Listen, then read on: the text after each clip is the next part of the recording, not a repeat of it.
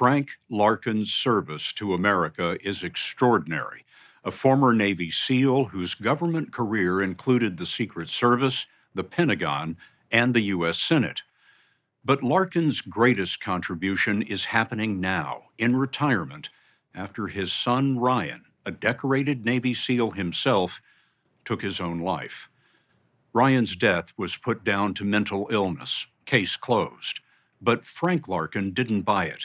He suspected his son's military service resulted in an invisible brain injury, a kind of wound unknown to science. If Larkin was right, it might explain many military suicides. And so began Larkin's War, which would send a shockwave through the Pentagon.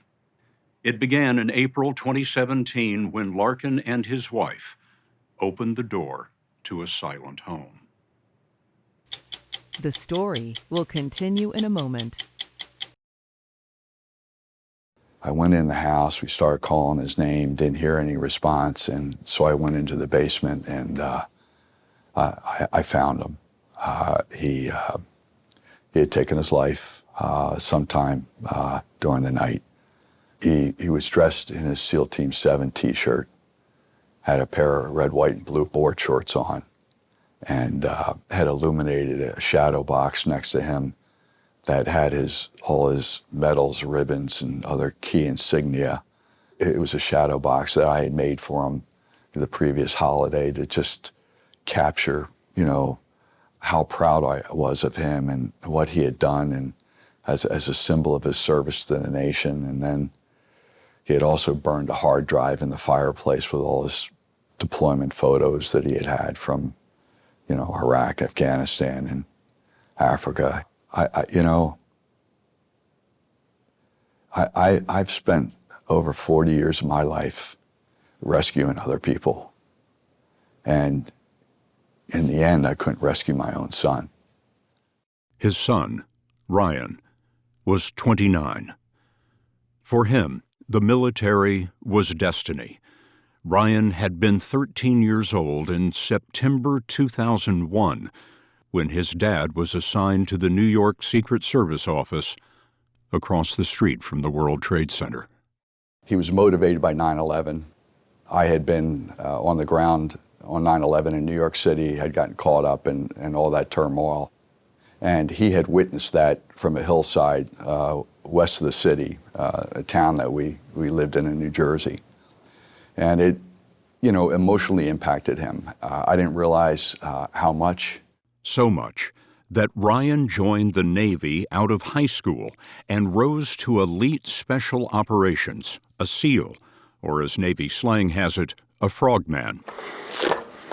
This is Ryan on one of 4 combat tours, 2 in Iraq, 2 in Afghanistan. One stretch lasted about a year. When did you notice that Ryan was not the Ryan that you knew? It was coming off that year-long deployment. He became short-fused. He stopped laughing, which was a key sign. He became very stoic in his facial expression. I would almost characterize it as putting a mask on, where at times he would get into this, mode where he was almost looking right through you. Ryan had returned from the wars to become an instructor in training like this. But his mood only darkened. Navy doctors scanned Ryan's brain but saw no physical injury. He was treated for depression, alcoholism, in and out of the hospital. But at no point had they ever settled on a clinical diagnosis as to what was wrong with him.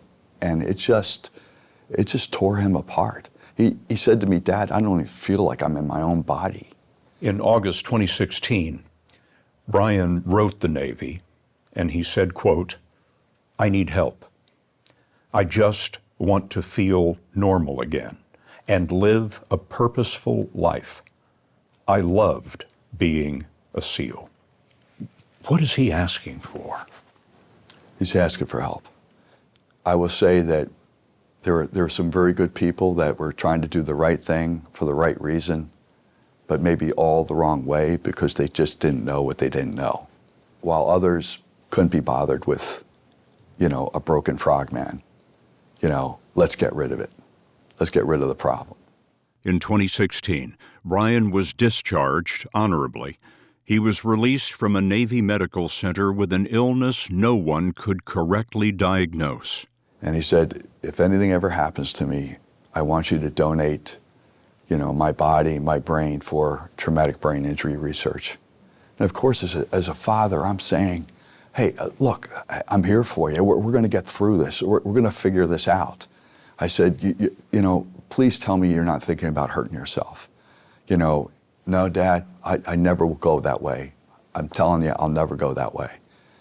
And about a month later, that's exactly what happened. Frank Larkin's 4 decades of service prepared him for what came next. A Navy SEAL in the 70s, he spent 20 years in the Secret Service, then led a Pentagon project to defeat roadside bombs in Iraq and Afghanistan.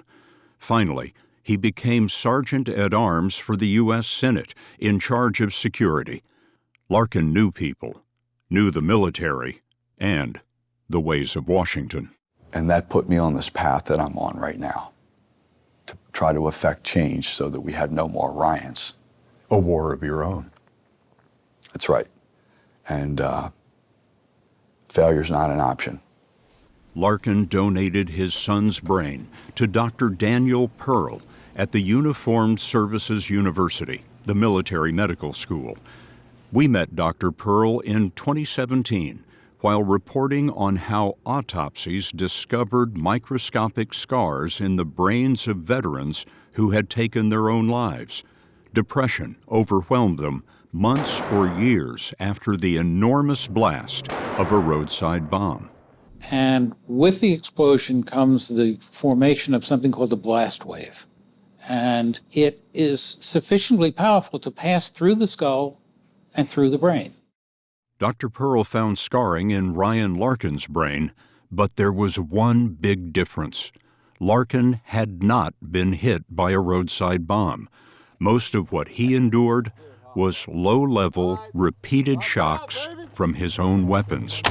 For example, this large-caliber rifle, notorious for leaving gunners dizzy. But even more, there was his job as a trainer. Students came and went, but Ryan supervised every blast, every raid, every day.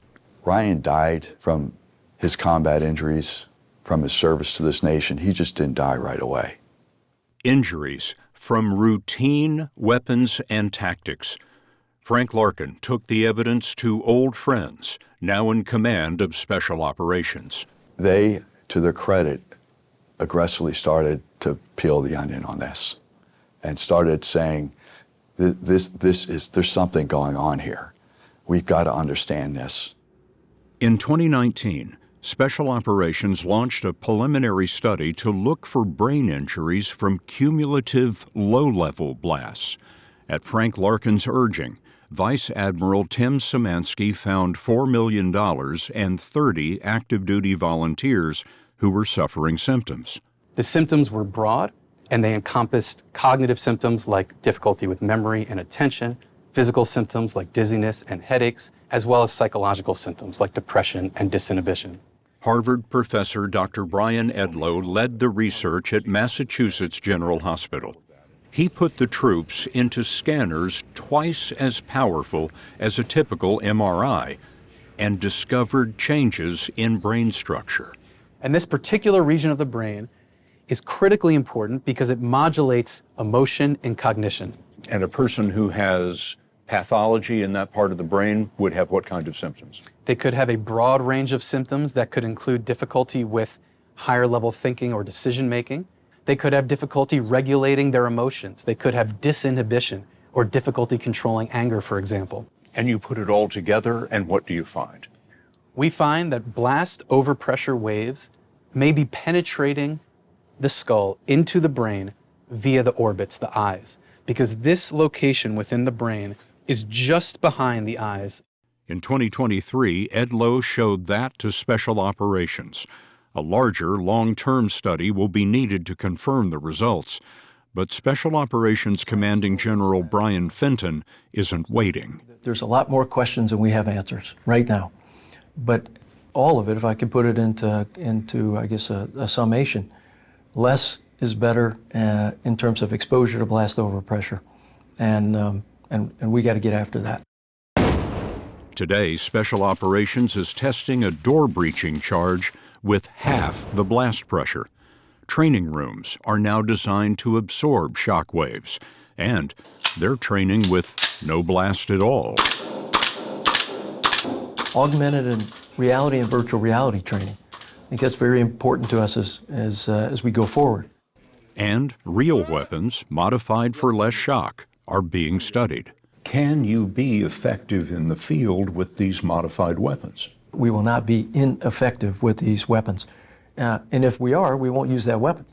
And we'll be able to accomplish the mission and protect our force at the very same time. And also, by extension, with the work we're doing, do that for the rest of the services.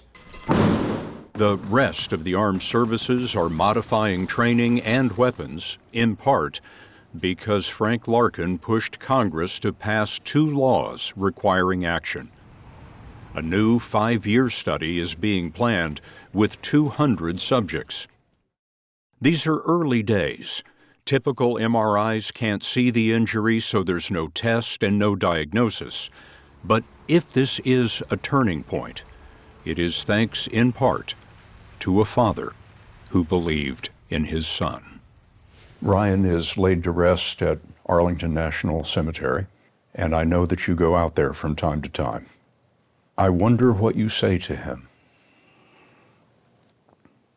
Well, I talked to him. First of all, I want to make sure he's behaving himself. And I told him that, I'm not giving up.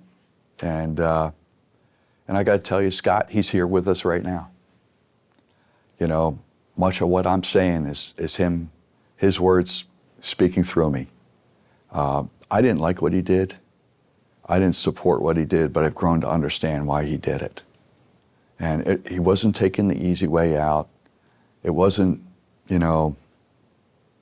weakness. He was all about solutions. And this is how he was going to get their attention. Ryan accomplished his last mission. To a great degree, yes, but we still have a ways to go. That will be accomplished when we see where these men and women are getting the care that they need. But more importantly, buying down the risk on the front end with prevention. That's when we can slap the table.